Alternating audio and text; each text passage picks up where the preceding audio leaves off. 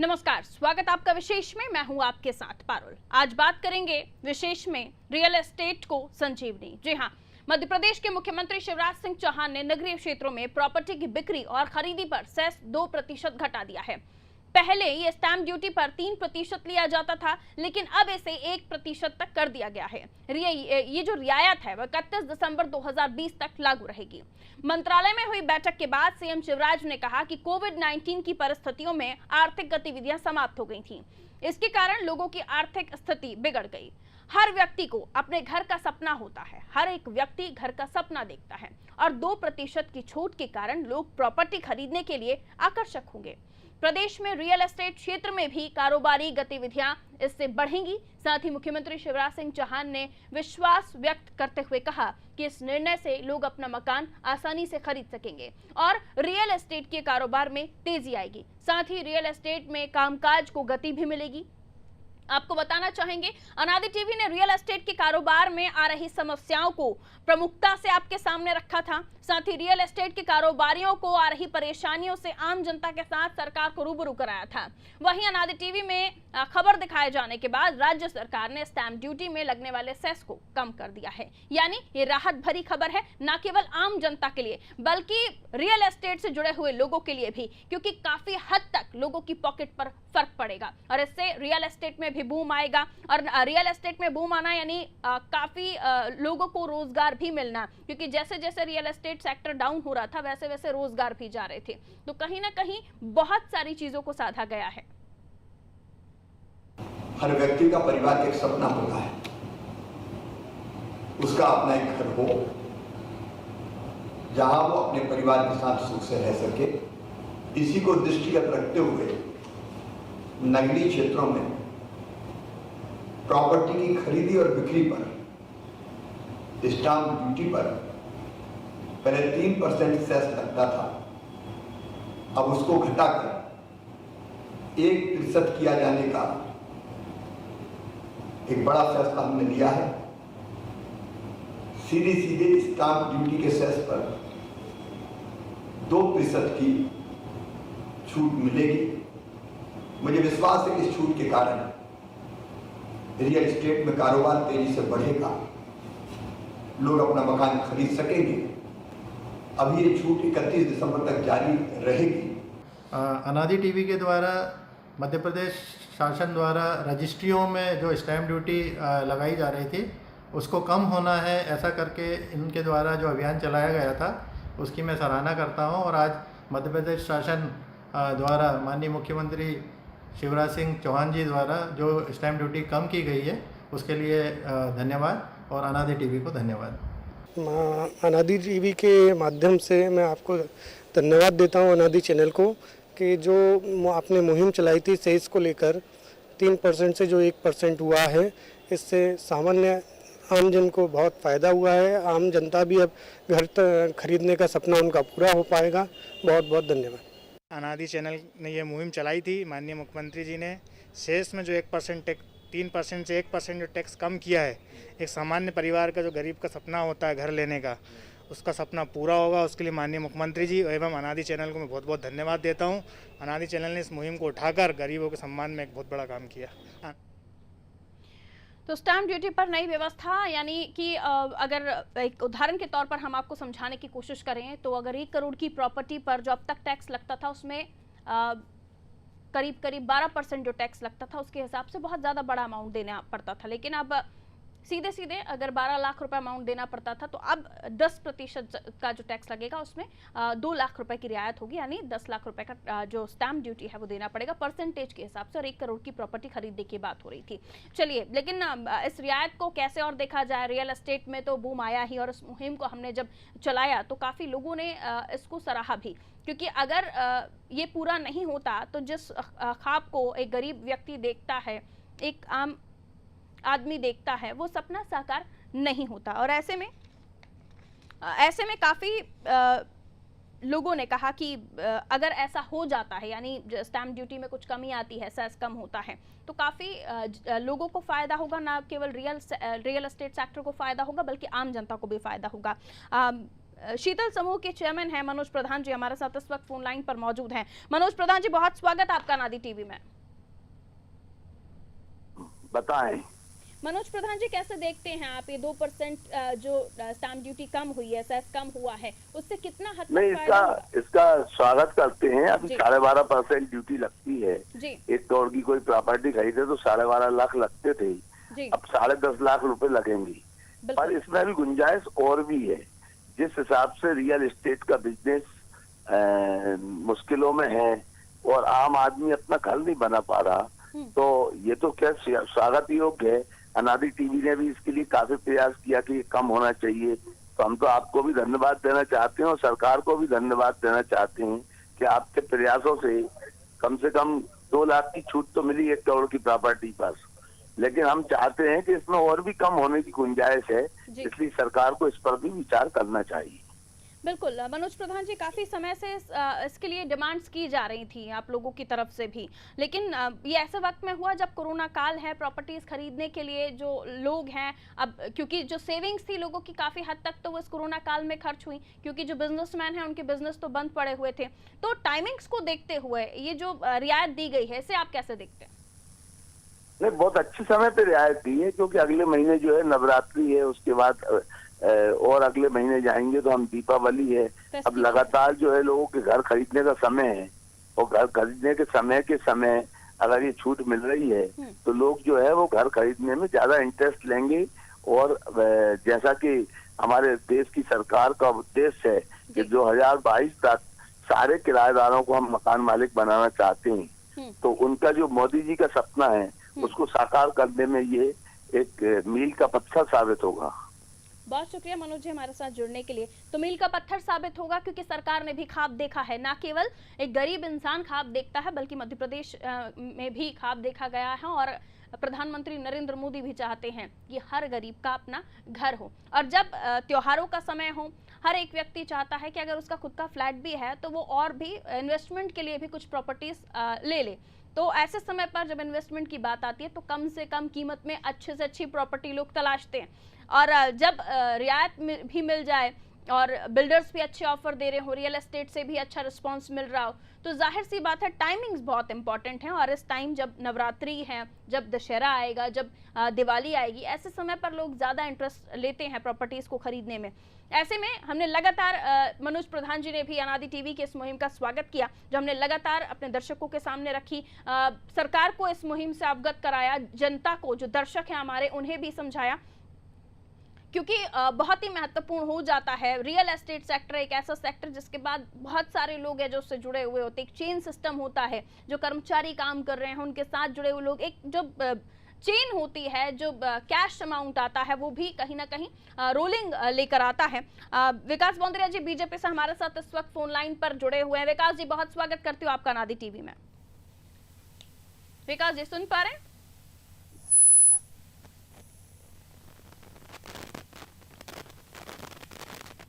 चलिए, लगता है आवाज नहीं मिल रही विकास जी को। कांग्रेस से दुर्गेश शर्मा जी हमारे साथ इस वक्त फोन लाइन पर मौजूद है। दुर्गेश शर्मा जी, बहुत स्वागत करती हूँ आपका अनादि टीवी में। जी नमस्कार। दुर्गेश शर्मा जी, कैसे देखते हैं आप जो रियायत दी गई है स्टैम्प ड्यूटी पर 2% की? आज की स्थिति में तो बेरोजगारी और जो आर्थिक रूप से सब परेशान हैं, ऐसे में स्टैम्प ड्यूटी ज्यादा कम होना चाहिए। बहुत हेलो जी जी हेलो सुन रही हूँ सर, भाई बताइए। मध्य प्रदेश हो या देश हो, सब आर्थिक रूप से परेशान है। पर जिस तरीके से दूसरी क्षेत्रों में, चाहे पेट्रोल हो या अन्य दूसरे क्षेत्र में जिसमें सरकार ने लूट मचा रखी है, ऐसे में सिर्फ दिखावे के लिए या राजनीतिक फायदे के लिए स्टैम्प ड्यूटी में थोड़ी सी रियायत देना ऊंट के मुंह में जीरे के बराबर है। सरकार को काम जी दुर्गेश शर्मा जी, अच्छी बात है, आप कह सकते हैं कि ऊंट के मुंह में जीरा, लेकिन अगर एक व्यक्ति छोटा फ्लैट लेने जा रहा है और उसको स्टैम्प ड्यूटी कम देनी पड़ रही है, जो वो ज्यादा देता है, इस कोरोना काल में उसकी बचत ही हो गई ना सर। तो एक आम आदमी जो एक फ्लैट खरीदने जाता है, उसकी जगह अपने आप को रखकर बताइए ना। मैं पूरी तरह सहमत हूँ कि कोरोना काल में यदि कोई फ्लैट खरीदने या मकान खरीदने जाता है और उसको स्टैम्प ड्यूटी कम लगती है तो उसको फायदा होता है। पर पहले क्या कोरोना काल में आदमी को फ्लैट खरीदने की या मकान खरीदने की क्षमता बची है? क्या आदमी को योग रहने दिया है? जो रिपोर्ट्स है वो कहती हैं कि 300 रजिस्ट्रियां होती थी कोरोना काल से पहले, अब 156 होने लगी हैं, यानी आधी हो गई हैं, खत्म नहीं हुई। मैं इसीलिए कह रहा हूँ कि जब परिस्थितियां पूरी तरह से लोगों की जेब खत्म करती है, खाली करती है, नोटबंदी से लेके जीएसटी से लेके लॉकडाउन ने पूरा आर्थिक रूप से आदमी को बर्बाद कर दिया है, तो सिर्फ और सिर्फ ये चुनावी राजनीतिक फायदे के लिए इस तरीके के स्टेटमेंट देना, आप एक तरफ जो है चुनावी फायदे के लिए आप ये स्टैम्प ड्यूटी की बात करो जिधर पे किसी के पास क्षमता नहीं बची खरीदने की, और आज आवश्यकता पेट्रोल और डीजल पे रेट कम करने की है, उस पर ध्यान ही नहीं दे रहे हैं। 90 रुपए लीटर पेट्रोल है, आदमी को रोज सुबह शाम काम के लिए जाना है, अपनी बाइक को भी लेके जाना है। एक गरीब आदमी डीजल एक अलग एंगल है दुर्गेश जी, हम रियल एस्टेट पर अभी बात कर रहे हैं, तो रियल एस्टेट में 2% कहीं से कहीं तक कुछ नहीं लगता। बिल्कुल पारुल जी, एंगल बहुत कुछ सब एकजुट से मिले हुए हैं। यदि क्षमता ही नहीं होगी तो आप स्टैम्प ड्यूटी पूरी फ्री भी कर दो तो खरीदने की क्षमता किसके पास बची है? वो क्षमता जब बचेगी जब व्यापार होगा। व्यापार करने के लिए जो चीजें चाहिए वो कहाँ दे रही है सरकार? नौकरी होगी तब होगा। नौकरी के लिए सरकार कहाँ व्यवस्थाएं कर रही है? लोगों को घर में बंद कर रही है, लोगों का आवाजाही बंद कर रही है, लोगों को इस तरीके से परेशान कर रही है। दूसरी तरफ कह रही है कि नहीं साहब हम आपको रजिस्ट्री फीस कम कर रहे हैं, आप मकान खरीदो। कहाँ पे खरीदेंगे? विकास बंद्रिया जी हमारे साथ बीजेपी से इस वक्त फोन लाइन पर हैं, आपकी बातों का जवाब मैं उनसे लेना चाहूंगी। विकास बंद्रिया जी, ऊंट के मुंह में जीरे जैसा पेट्रोल डीजल पर भी आपको टैक्सेस कम करने चाहिए, वो आप कर नहीं रहे हैं। व्यापार नहीं होगा, रोलिंग नहीं होगी तो भला कोई कैसे जाएगा फ्लैट लेने? दुर्गेश शर्मा जी का कहना है, बताइए। देखिए, मेरा तो निवेदन है कि कांग्रेस भी बहुत सारे स्टेट्स में रूलिंग पोजीशन में है जी। क्या उन्होंने टैक्सेस खत्म कर दिए, वेव ऑफ कर दिए सब टैक्सेस? ऐसा देखिए, जो चीजें मुमकिन नहीं है, लोगों के द्वारा टैक्स पेमेंट के बाद ही सरकार को राशि प्राप्त होती है जिससे जन कल्याणकारी काम और प्रशासनिक व्यवस्था चलती है। हमारा प्रयास है कि प्रशासनिक व्यवस्था पे खर्च कम से कम किया जाए। देखिए, टैक्सेस को जो कम करने की बात है, जैसे सेस आज कम करने का अनाउंसमेंट हुआ है, इसमें मेजर फैक्टर है कि हम रियल एस्टेट बिजनेस को अपलिफ्ट पुशअप करना चाहते हैं। अब वो किन किन तरीकों से कर सकते हैं, वो सब उपाय किए जाएंगे। उसमें एक उपाय ये भी शामिल है कि अगर हम सेस कम करते हैं तो लोगों को कॉस्ट ऑफ एनी प्रॉपर्टी वो कम बैठेगी, ओवरऑल कॉस्ट कम बैठती है, लोग खरीदने के लिए झुकाव रखेंगे, उससे रियल एस्टेट में सर्कुलेशन आएगा, उससे रोजगार बढ़ेगा। अब दुर्गेश जी तो हमें कोई प्रयास करते हैं तो उन्हें बदतर लगता है।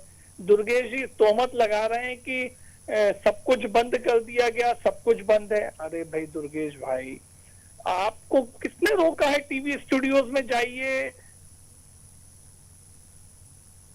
जी विकास जी, ये ना बाप मेरी बात, तो लोग खुद ही संयम बरत रहे हैं। अगर एक लोगों को अलर्ट के लिए, मेडिकल फैसिलिटीज को अपलिफ्ट के लिए और कोरोना के संक्रमण को हिंदुस्तानी और खास करके मध्य प्रदेश के हाल में समझने के लिए, हमारी रिस्क टेकिंग कैपेसिटीज का अंदाजा लगाने के लिए जरूरी था, तो वो लॉकडाउन भी किया गया, वो हो गया, उसका विषय खत्म है।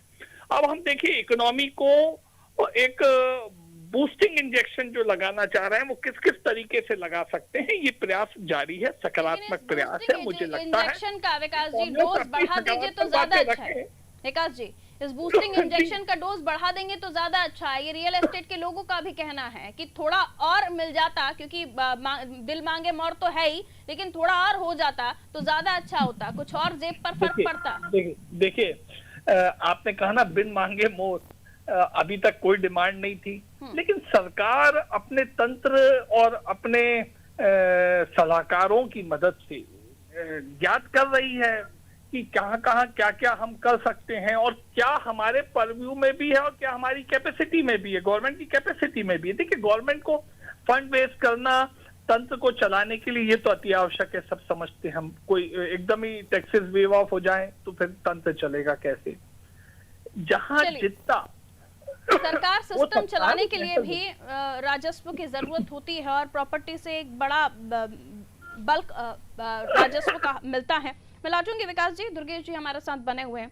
दुर्गेश जी, क्या कहना चाहेंगे आप कि ऐसा नहीं हो सकता कि सब कुछ छोड़ दिया जाए? आप भी रूल कर रहे हैं, आप कांग्रेस भी रूल कर रही है कई सारी जगहों पर, वहाँ क्या खत्म किया टैक्स, ऐसा विकास जी का पूछना है? बिल्कुल ये बात सही है कि पूरी तरह से पूरा टैक्स खत्म नहीं किया जा सकता और नहीं करना चाहिए। पर जो विकास जी कह रहे हैं कि कांग्रेस रूल्स, आप छत्तीसगढ़ में देख लीजिए, लोगों की पॉकेट में पैसा डालना, जो न्याय योजना है, उस न्याय योजना को हमने कांग्रेस की तरफ से प्रस्ताव भी दिया भारतीय जनता पार्टी को, आप उस योजना को अपने नाम से लागू कर लें, जो पसंद आए उस नाम से लागू कर लें, पर लोगों को आर्थिक रूप से मजबूत करें। जब वो मार्केट में व्यापार खुलेगा तब उसकी जेब में पैसा आएगा, वो कमाई करेगा, कुछ बिजनेस होगा, तब जाके वो मकान खरीदने के लिए या दुकान खरीदने के लिए या प्रॉपर्टी खरीदने के लिए मैदान में आएगा। जब आप उसकी आर्थिक रूप से उसको समृद्ध नहीं होने दोगे तो वो कहाँ से प्रॉपर्टी खरीद लेगा? जब प्रॉपर्टी खरीदेगा नहीं तो आप कितना भी टैक्स लो, उससे फर्क क्या पड़ता है? आप पहले मार्केट को स्ट्रॉन्ग करो, व्यापार को स्ट्रॉन्ग करो। प्रॉपर्टी टैक्स में आपने 2% सिर्फ और सिर्फ मध्य प्रदेश के अंदर चुनाव है, इसलिए आप राजनीतिक फायदा उठाने के लिए एक सुगुप्ता छोड़ रहे हो, पर जनता ये बात जानती है कि इससे होगा क्या उसका जनता का। इससे आपको कोई फायदा नहीं है, लॉलीपॉप आप दिखाओगे फिर भी वोट आपको नहीं मिलेगी।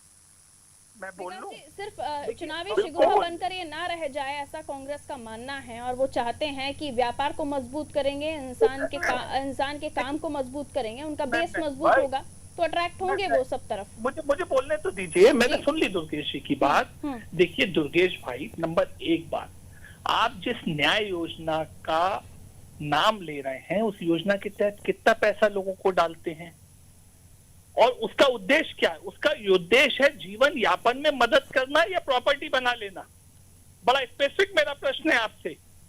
क्या फ्लैट, क्या बंगले, क्या प्लॉट, विकास जी, क्या न्याय योजना की धनराशि से खरीद रहे हैं लोग छत्तीसगढ़ में? देखिए कहीं भी गलत कंपैरिजन मत करिए। जिनके पास में संपत्ति खरीदने की कैपेसिटी है वो इस संपत्ति खरीदने की ओर झुकाव दें। वो ऐसा ना हो सोना खरीदने लगे, शेयर खरीदने लगे, इन्वेस्टमेंट कहीं और करें। हम उसको ड्रिफ्ट कर रहे हैं प्रॉपर्टी सेक्टर में, तो क्योंकि प्रॉपर्टी सेक्टर से हमें रोजगार बढ़ने की बड़ी उम्मीदें हैं और एक जनरेटिंग सेक्टर, रोजगार जनरेटिंग सेक्टर होता है, इकोनॉमी को चलाता है, बहुत लोगों को काम मिलता है, बहुत सारे वेंडर्स डेवलप होते हैं, सीमेंट कारखाने चलते हैं, ईंट बनती है। बिल्कुल, मैंने अपने कार्यक्रम की शुरुआत में ही ये बात रखी थी कि रियल एस्टेट में बूम आना मतलब रोजगार का बढ़ना, और ये बैठ जाएंगे तो न जाने कितने मजदूर बैठ जाएंगे, न जाने कितने कार्यालयों को बंद करना पड़ेगा, क्योंकि रियल एस्टेट में जो प्रॉपर्टी बिल्डर्स हैं या जो भी कंपनीज हैं काम कर रही हैं, उनका प्रोजेक्ट सिर्फ एक जगह पर नहीं होता, अलग अलग जगह पर होता है। मैं यही कह रहा हूँ। देखिए सुनिए, दूसरी बात, और जो आप न्याय योजना की बात कर रहे हैं, अरे भारतीय जनता पार्टी के लोगों को सीधे जेब में पैसा नहीं पहुंचा रही है, कौन कहता है? आप एक बात बताइए, मध्य प्रदेश में 1 रुपए में, मतलब जो फ्री में गेहूं चावल मिल रहा है, सरकारी योजनाओं से पैसा पहुंच रहा है, नहीं पहुंच रहा है? विकास जी, दुर्गेश जी, माफी के साथ मैं आपसे ये कहना चाहूंगी दोनों से, सरकारी योजनाओं से किसकी जेब में पैसा पहुंच रहा है, किसकी जेब में नहीं। फिलहाल ये टॉपिक उससे रिलेटेड नहीं है, ये टॉपिक रिलेटेड है कि रियल एस्टेट को 2% जो रियायत मिली है उससे कितना फायदा होगा और इससे जनता को क्या फायदा होने वाला है। दुर्गेश जी, आपका कॉमेंट। बिल्कुल, रियल एस्टेट में आप टैक्सेस कम करेंगे तो संभावना बनती है, पर संभावना जब बनती है जब आदमी के पास में उस संभावना को सृजन करने के लिए कुछ व्यवस्थाएं हो। संभावना जब बनेगी जब पॉकेट में पैसा हो, बैंक में पैसा हो, बैंक फाइनेंस की स्थिति हो, आदमी व्यवसाय चल रहा हो, तब आदमी सोचता भी है और उसके पास पैसा भी आता है। रियल एस्टेट के खड़े होने से निश्चित पूरा जॉब्स में भी बूम आएगा, सब चीज होगी। ठीक है, ये पॉइंट आपका ये पॉइंट ठीक है कि कई लोग जो चाहते हैं अपने घर का सपना पूरा करना, विकास जी, उनको फाइनेंस नहीं हो पाता है, उनको जो फाइनेंशियल उनका जो प्रॉब्लम है कि लोन नहीं हो पाता है, कई लोगों को उनका जॉब देखकर उन्हें लोन दिया जाता है, ये सारी भी चीजें हैं सर। नहीं, देखिए आत्मनिर्भर भारत की जो योजना बनाई गई है उसमें इस सेक्टर के लिए फंडिंग इसलिए तो बढ़ाया गया ना ताकि लोगों को बैंक आसानी से लोन दे सके जी। दूसरी चीज है, बिल्डर्स को उनको जो उनकी वर्किंग कैपिटल लिमिट्स थी उसको इंक्रीज करा गया, उनको इंक्रीज किया गया, वो भी रिबेटेड ब्याज दर पे किया गया है जी। तो इससे पैसा कहाँ आ रहा है? रियल सेक्टर में ही आ रहा है ना, वर्किंग कैपिटल के रूप में आ रहा है, ताकि जो प्रोजेक्ट्स अटके हुए हैं वो आगे बढ़ सके, एक्स्ट्रा फाइनेंस उन्हें उपलब्ध हो सके। जहां तक लोगों की फाइनेंस उपलब्धि की बात है, भाई देखिए, उनको तो लगातार हमारी सरकार ने कदम उठाए हैं, ब्याज दरें नीचे आती जा रही हैं, 8% से भी नीचे अब तो है हाउसिंग लोन के लिए। तो आपकी बातों का जवाब ले लेती हूँ। सुनिए ना, दूसरे जो हम स्टार्टअप्स को और सर्विस सेक्टर में जो फंडिंग उनको लगाने के लिए इन्फ्लुएंस कर रहे हैं, तो उससे भी तो रियल सेक्टर आके डेवलप होता है।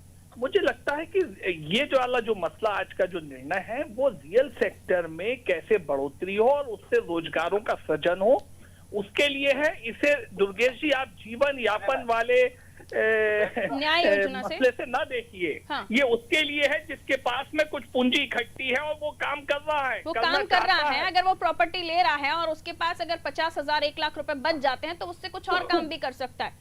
दुर्गेश जी, अभी तक वो पूरे पैसे दे रहा था, अब अगर वो रजिस्ट्री कराने जाता है तो कुछ अमाउंट उसके पास बच जाएगा। मैं फिर कहूंगा, रजिस्ट्री कराने के लिए क्षमता तो पैदा करो। जब क्षमता ही नहीं पैदा करोगे तो कौन रजिस्ट्री कराएगा, कौन प्रॉपर्टी खरीदने जाएगा? चुनावी शुगुफ्ते मत छोड़ो, चुनावी शुगुफ्ते मत छोड़ो, धरातल पे यथार्थ में काम करो जिससे जनता के हित में कुछ काम हो। आप लोगों से विनम्र अनुरोध है कि जनता को भ्रमित मत करने का प्रयास मत करो। आप जनता के लिए, देश के लिए, प्रदेश के लिए कुछ पॉजिटिव सोचो। ठीक है, पॉजिटिव सोचोगे तो काम होगा। और आप ये सोच रहे हो कि न्याय योजना के तहत जो पैसा देंगे उससे सोना खरीद लेंगे। भैया, खाना खरीदने के लिए पैसा दे दो पहले। जब आदमी पेट भरा होगा तो मजदूरी करने घर से बाहर निकल लेगा। ठीक है, मजदूरी करेगा तो 4 पैसे घर में ले जाके व्यवसाय करेगा। समय कम है, फाइनल कमेंट विकास जी। निर्धन के लिए अलग व्यवस्थाएं सरकार कर रही है, निम्न मध्यम वर्ग के लिए अलग कर रही है, मध्यम वर्ग के लिए अलग है, जो हमारे प्रोफेशनल्स हैं, उस इंडस्ट्रियलिस्ट हैं, उनके लिए व्यवस्था अलग है, किसान के लिए अलग है, सबके लिए हम व्यवस्था कर रहे हैं। दुर्गेश जी, सबको एक ही मंच पे एक साथ डिस्कशन में लेंगे तो आप घालमेल में पड़े रहेंगे, जैसे आपका संगठन घालमेल में पड़ा है कि परिवार लीड करे या परिवार लीड ना करे। अब आप सुनिए, चुनाव से रिलेटेड मामला नहीं है। हम जो भी काम करेंगे, आप उपचुनाव हो जाने तक उसे यही कहेंगे कि ये तो केवल चुनाव के लिए, ये तो सरासर गलत होगा दुर्गेश जी। हम तो पूरे लेकिन विकास जी, उस बात पर भी गौर कीजिएगा कि बिल्डर्स अभी भी बोल रहे हैं कि थोड़ा सा और 2% से थोड़ा सा और।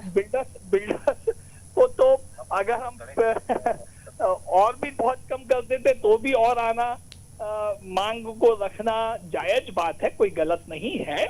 लेकिन सरकार अपनी कैपेसिटी के अनुरूप काम कर रही है और अगर हमें लगेगा कि इस तरीके से एक उत्साह की स्थिति बनी है प्रॉपर्टी मार्केट में और रोजगार सृजन ज्यादा हुआ है, तो यकीनन सरकार वो काम भी आगे और जारी रखेगी और कंटिन्यू रखेगी। लेकिन थोड़ा सा जो हमने किया है उसका भरपूर लोग उपयोग उठाएं, हमें ऐसी आशा है और इससे पूरे मध्य प्रदेश को लाभ पहुंचेगा, न केवल की 27 उपचुनाव क्षेत्रों में जहाँ पे दुर्गेश जी कह रहे हैं। चलिए दुर्गेश जी, छोटा सा कमेंट, समय कम है, छोटा सा कमेंट। भारतीय जनता पार्टी सिर्फ और सिर्फ राजनीतिक फायदा और चुनाव को देखते हुए मध्य प्रदेश में निर्णय ले रही है। ईमानदारी से जनता के हित में कोई प्रयास नहीं किए जा रहे हैं। प्रॉपर्टी टैक्स कम करने की बात कर रहे हैं, दूसरी तरफ प्रॉपर्टी में जो महंगाई बढ़ रही है, जो स्टील से लेके रेत से लेके सब चीजों के जो दाम बढ़ा दिए हैं, उस पर ध्यान नहीं दे रही है। यदि ध्यान देना है तो उन पे देखें कि प्रॉपर्टी की कीमत कैसे कम होगी। टैक्स तो अपनी जगह है, टैक्स कम होगा उसका फायदा भी मिलेगा, पर प्रॉपर्टी की कीमत कैसे कम होगी इस पर भी ध्यान देना है। बिल्कुल बिल्कुल, बहुत शुक्रिया दुर्गेश जी हमारे साथ जुड़ने के लिए। विकास बंद्रिया जी हमारे साथ जुड़े हुए थे, आप दोनों का बहुत बहुत शुक्रिया। दोनों ने अपने अपने कमेंट्स रखे, लेकिन साफ है रियल एस्टेट को एक संजीवनी के रूप में देखा जा रहा है, क्योंकि अब कोई भी व्यक्ति अगर प्रॉपर्टी खरीदने जाता है और अगर किसी भी तरह से उससे कुछ बचत होती है तो इस समय का वो उपयोग करेगा, इसे अवसर के रूप में देखेगा और वो जो टाइम डिले कर रहा होगा वो उस टाइम के दौरान वापस इस टाइम का उपयोग करना शुरू करेगा, यानी जो रियायत उसे मिल रही है उसका उपयोग करेगा। और ऐसे में रियल एस्टेट सेक्टर में इसको लेकर बूस्ट आएगा, बूम आएगा, और जो खास तौर पर जो बिल्डर्स हैं उनके प्रोजेक्ट पूरे होंगे, और प्रोजेक्ट पूरे होने के बाद वो भी अपना आगे का काम कर सकेंगे। ना केवल यहीं तक, कई सारे लोग हैं जो रियल एस्टेट से रोजगार लेते हैं और उनको भी फायदा होगा। बहुत सारी चीजें हैं जो रियल एस्टेट से जुड़ी हुई हैं। स्टैम्प ड्यूटी पर जो ये लगने वाले टैक्सेस होते हैं उससे जुड़ी हुई हैं। 2% का जो सेस पर कम किया गया है, इससे काफी हद तक फायदा होगा। हालांकि ये भी बताना जरूरी है कि कमलनाथ जी के समय की अगर हम बात करें तो 20% की छूट दी गई थी कलेक्टर गाइडलाइन के तहत, लेकिन स्टैम्प ड्यूटी बढ़ा दी गई थी। उसे कांग्रेस फिलहाल याद नहीं कर रही है। हाँ, इस रियायत को जरूर चुनाव से जोड़कर देखा जा रहा है। हालांकि रियायत सिर्फ 27 उपचुनाव वाली सीटों पर नहीं है, मध्य प्रदेश के लिए है, और मध्य प्रदेश में उम्मीद यही की जा रही है, ना केवल आम जनता की तरफ से भी बल्कि बिल्डर्स की तरफ से भी, कि इससे फायदा होगा, फर्क पड़ेगा, और फर्क पड़ता है तो अर्थव्यवस्था पर भी फर्क पड़ेगा। फिलहाल मुझे दीजिए इजाजत, और खबरों के लिए आप देखते रहिए अनादि टीवी। नमस्कार।